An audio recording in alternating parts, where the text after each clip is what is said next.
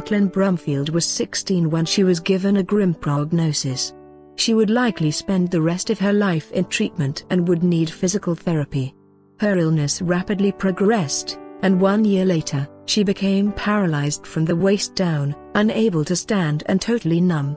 She was wheelchair-bound and, on many days, bedridden. Within a year, her parents, McCullough Junior High School theatre teacher Keith and his wife Bari, saw their daughter change before their eyes from their little girl who loved horseback riding to a child who was barely able to get out of bed. Brooklyn was diagnosed with the rare genetic disorder Ehlers-Danlos Syndrome, which affects the body's connective tissue.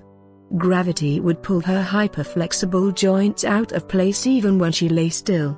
She became so feeble that she was unable to even lift a pencil. And although Brooklyn stayed positive for herself and for her family, some days were trying. "I forgot how it feels to walk," Bari recalled her daughter saying during her darkest hours. Earlier this year, Bari had just one wish, that Brooklyn could walk again. The Woodlands First Baptist Church, McCullough Choir Kids, the Woodlands High School Improv Troupe and French Club, and others in the Woodlands community held fundraisers for the Brumfields earlier this year so Brooklyn could get the life-changing treatment she needed. Together, the community raised nearly $100,000 for her stem cell replacement therapy. "We didn't have $100,000.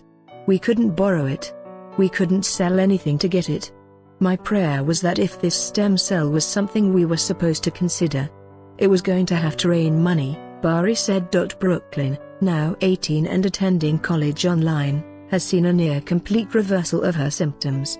Where once she had fainting spells and dislocated bones 20 or more times a day, those numbers have climbed down to once a week, if that. And she could walk again, even in short heels. She could put on her own makeup. She could drink a cup of water by herself. She could do the little things that most people take for granted. She no longer needed leg braces and shoulder-high hiking sticks, which she used as a crutch before becoming wheelchair-bound.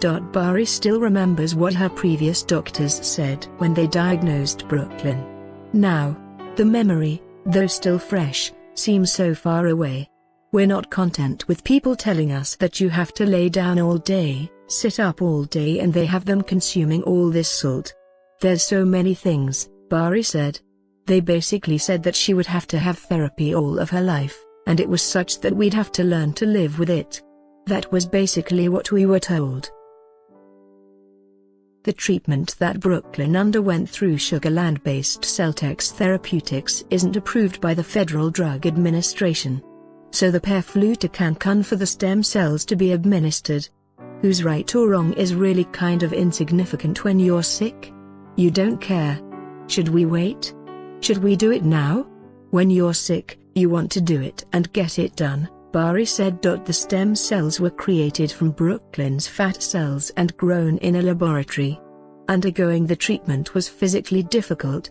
After her first round of treatment, she felt the paralysis rise above her navel, and she experienced difficulty breathing at times, too, Brooklyn recalled. "I felt really bad after the first treatment.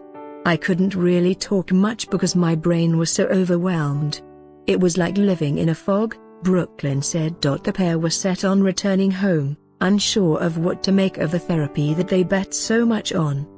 But 2 weeks later, Brooklyn could hardly believe it. She started to regain feeling in her toes and, eventually, her legs.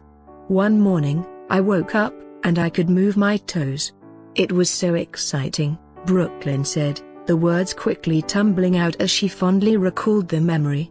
"It hurt because I could feel like every connection happening.